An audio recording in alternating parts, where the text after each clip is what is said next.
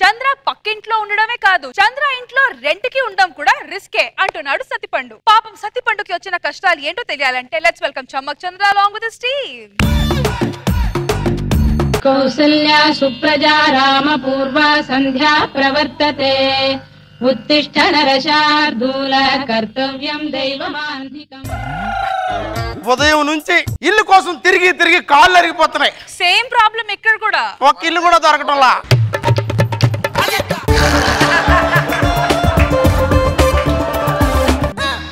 ఇక్కడ ఏదో to let board ఉన్నట్టుంది.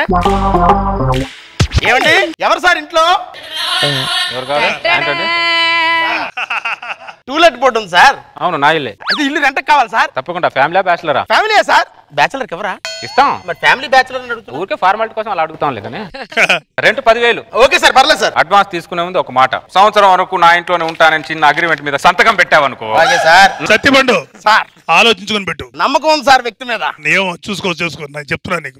ఏం చేస్తుంటావు? బ్యాంక్ లో చేస్తుంటాను సార్. క్యాషియరా? అవును సార్. డబ్బులు బాగానే లెక్క పెడతావు అనమాట. సార్ లక్షలు లక్షలు నా చేతుల మీద వెళ్తా ఉంటాయి సార్. ఓకే ఓకే, అగ్రిమెంట్ మీ దగ్గరే ఉంచుకోండి. Sir thank you sir. Advance ఇదిగోండి సార్, 2 నెలల అడ్వాన్స్. Thank you sir. ఎందుకంటే నా పేరు శివకాశి. ఓహో, నా పేరు ఆకెల్లా. ఆకెల్లా గారు, ఇక నుంచి నా ఇంటిని మీకు అప్పగిస్తున్న, జాగ్రత్త చూసుకునే బాధ్యత మీది. అగ్రిమెంట్ తీసుకెళ్ళండి. Thank you sir. ఏమే ఇల్లు దొరికింది, అర్జెంట్ గా లగేజ్ తీసుకుని వచ్చాయి. ఇల్లు చాలా అందంగా ఉందండి. అందుకే నేను తీసుకున్నాను. లోపల సామాన్లు సర్దు.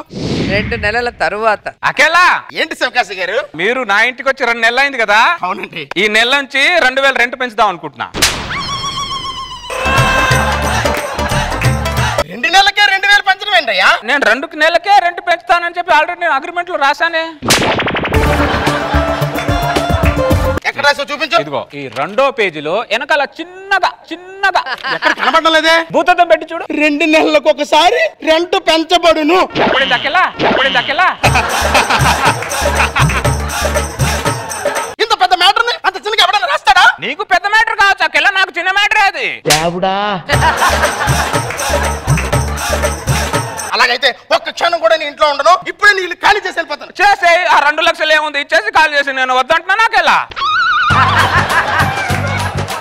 2 లక్షలు ఏంటి? సంవత్సరం ఉండకుండా మధ్యలో ఇల్లు ఎవరైనా ఖాళీ చేశారనుకో 2 లక్షలు కట్టేసి వెళ్ళాలని నా మనమైన 3వ పేజీలో రాశాను. చిన్నగా వెనకాల చూడు.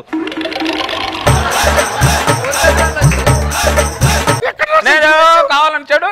ఇదిగో భూతత్వం వెనకాల నిలువుగా రాశాను చూడు. చిన్నగా నిలువుగానా?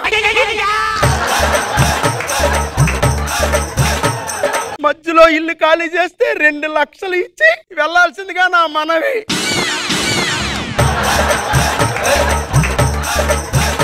రెండు లక్షల మ్యాటర్ ని భూతత్వం పెట్టి చూస్తేనే కానీ కనబడిన విధంగా రాసావంటే ఏమనాలరా? కక్కుర్తిగా సంపాదించినంత ఏం చేసుకుంటావరా? ఈ మాట నువ్వు బిల్గేషన్ అడుగుతావు ఆకెళ్ళ. ఒక సామానుడు సంపాదిస్తుంటే ఒక సామానుడు ఎంకరేజ్ చేయకపోవడం బట్టే పైవాడు పైగానే ఎదుగుతున్నాడు, సామానుడుగానే మిగిలిపోతున్నాడు అకెళ్ళా. నువ్వు సంపాదిస్తే సపోర్ట్ చేయొచ్చురా, నువ్వు నిలువున దోచుకుంటున్నావురా. సర్లే అకెళ్ళ, ఈ తొక్కలు డిస్కషన్ ఎందుకు? 2,000 ఇచ్చి లోపలికి పోతావు, 2 లక్షలు ఇచ్చి బయటికి పోతావు. నువ్వు చూసుకో. ఈ టైంలో 2 లక్షలు నేను ఎక్కడి నుంచి తేగలను? 2,000 ఇస్తానులే. మరి అయిపోయి నీ ఆచరణ దోచుకుంటే ఫీల్ అవుతావు అకెళ్ళ. ఏంటి ఇదంతా అడుగుతున్నా? పేరుకేమో పెద్ద పెద్ద చదువులు చదువుకున్నావు. ఆఫ్టర్ ఒక అగ్రిమెంట్ సరిగ్గా సంతకం పెట్టలేవా నువ్వు? మొత్తం చదివానే, భూతత్వంలో పెట్టి చూస్తేనే కానీ కనబడిన అక్షరాలు ఉంటాయి. నాకేం తెలుసు? నీకేం తెలుసు? 3 పూట్ల మెక్కు తిన్నా తెలుసు. నువ్వు ఎలాగా ఉద్యోగం మానేమంటే మానేసావు కదా, మళ్ళీ ఉద్యోగంలో జాయిన్ అవ్వే. గృహ రాజ్యాంగం ప్రకారం ఆడది బయటికి వెళ్ళి ఉద్యోగం చేయకూడదు అని నువ్వేగా చెప్పావు. పరిస్థితులను బట్టి ప్రభుత్వమే రాజ్యాంగ సవరణ చేసుకుంటుంది. సంవత్సరాన్ని మనం చేంజ్ చేసుకోలేమే. నేను చేసుకోను. వాడితో అగ్రిమెంట్ వాడికి ఆ ఇంటిమెంట్ నువ్వే చూసుకో, నాకు సంబంధమే లేదు. Sir current bill 5,000 వచ్చిందేంటి? నాకేం తెలుసు సార్, ఎంత వాడుకుంటే అంత వస్తుంది. Sivakasi current bill 5,000 వచ్చిందేంటి? ఇదా నీ ఇంటికి నా ఇంటికి ఒకటే మీటర్ అకెళ్ళా, అందుకే వచ్చింది. అకెళ్ళా ఇదిగో నాది 2,500. తక్కిన సగం డబ్బులు కలిపేసి కరెంట్ బిల్ కట్టే.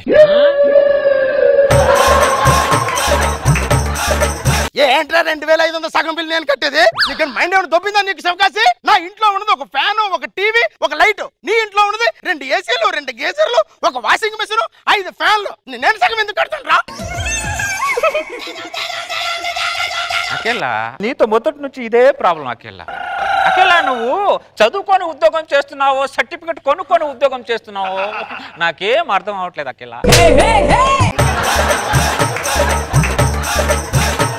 నేనేమన్నా ఊరికే కట్టమనడానికి నేమన్నా పిచ్చోన్నా అఖిల?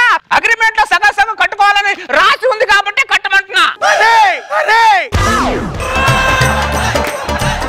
నీ అగ్రిమెంట్ మీద బొంద పెట్ట, అగ్రిమెంట్ మీద ఏమో చిన్న చిన్న అక్షరాలు కనబడకుండా రాస్తావు. అవసరమైనప్పుడు పెట్టి చూపిస్తావు. వద్దకేలా ఈ తొక్కలో డిస్కషన్. నువ్వు నా ఇంట్లో ఉండలేవు కానీ ఇల్లు ఖాళీ చేసి వెళ్ళిపో. ఖాళీ చేయాలంటే 2 లక్షలు కట్టాలి కదా. అగ్రిమెంట్ బాగానే ఫాలో అవుతున్నావు కానీ ఎక్కడ మిస్టేక్ అవుతుందో నాకు అర్థం అవుతా అఖిల నీ దగ్గర. కొంపలో దిగడం వేరే నా కర్మ, నా మిస్టేక్. ఆ డబ్బులు ఎలాగో సగం వేసి కడతాను. ఈ అండర్స్టాండింగ్ ఉంటే ఎన్ని సంవత్సరాలైనా నా ఇంట్లో ఉంటావు అఖిల నువ్వు. 1 సంవత్సరానికే నువ్వు నాకు సంవత్సరం చేసి ఇచ్చేటట్టున్నావురా దరిద్రుడా. మేనేజర్ గారు చెప్పాకెళ్ళా సార్, అర్జెంట్ గా నాకు లోన్ కావాలి సార్. ఇల్లు కట్టుకోవడానికా? కాదు సార్, రెంట్ కట్టుకోవడానికి. కొంప తీసి శివకాశి ఇంట్లో రెంట్కి ఏమైనా దిగావేంటి? అవును సార్, మీకెలా తెలుసు సార్? ఫస్ట్ వాడింట్లో రెంట్కి దిగిందే నేను. నువ్వు ఉంటున్నావు చూడు పోషను, వాడు నా డబ్బుతోనే కట్టాడు అది. సర్లే, వాడు టార్చర్ కి బీపీ షుగర్లు తెచ్చుకో మాకు. సంవత్సరం పాటు నువ్వేం పీకేది లేదు కానీ నీకు లోన్ శాంక్షన్ చేస్తా. జాగ్రత్త ఆకెళ్ళా. అలాగే సార్, జాగ్రత్త. అమ్మో, ఇది మామూలు మనిషి కాదు. ఇంకా అగ్రిమెంట్ ఏం రాశాడు చెక్ చేయాలి. పోతుంది ఇది. ఏం చూస్తున్నావు? ఏం లేదే, ఇంకేం రాశాడు అని చెప్పి చెక్ చేస్తున్నాను. నువ్వు ఎంత చూసినా పెద్ద పీకేదే ఉండదులే గాని ఇంట్లో సరుకులు నిండుకున్నాయి, పోయి తీసుకురా. అలాగనే. శివకాశి గారు ఏంటి మేస్త్రి? మీ ఇంటి మీద ఫస్ట్ ఫ్లోర్ వేద్దాం అన్నారు కదా. అవును. అది ఎప్పుడు కడతారా అడుగుతా. కడతాం. వాళ్ళు దిగి 2 నెలలు అవుతుంది. 6 నెలలు అయింది అనుకో, ఆ ఫస్ట్ ఫ్లోర్ లేపేస్తా.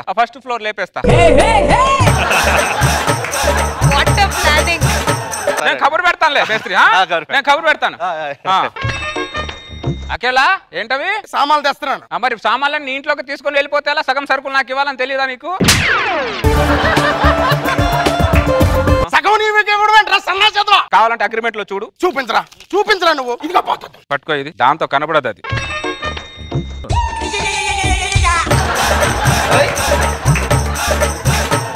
ఎదుగో, అన్బిలీవబుల్. మైక్రోస్కోప్ తో చూడు దీన్ని. మైక్రోస్కోప్ తో చూడాలా? నిత్యావసర సరుకులు సగం పంచుకొని వాడుకోవాలి.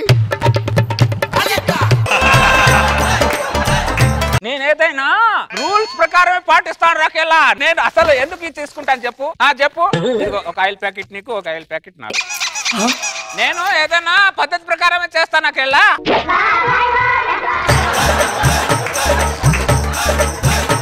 అకేలా సరుకులు తెచ్చు.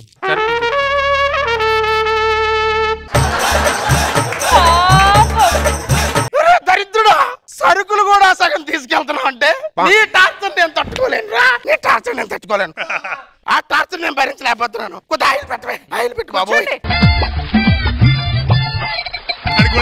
వచ్చి నాకు కూడా పెట్టంటాడు. అకేలా ఏంటి? మీ ఆవిడ కూడా నా తల మీద ఆయిల్ పెట్టమని చెప్పు.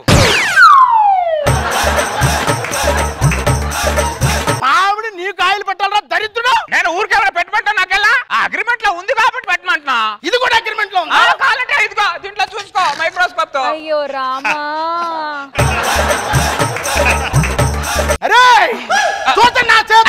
ఇలాంటి కొట్టడాలు చంపడాలు నా అగ్రిమెంట్ లో లేవు. నా అగ్రిమెంట్ లో ఉన్నాయిరా. నేను ఊరికమ్మ వెక్కినా పర్లేదురా, నిన్ను మాత్రం ఊరికే వదలనరా. చంపేయండి. ఏమండి? ఏమే? వెళ్ళి మార్కెట్ లో చింతపండు తీసుకురండి.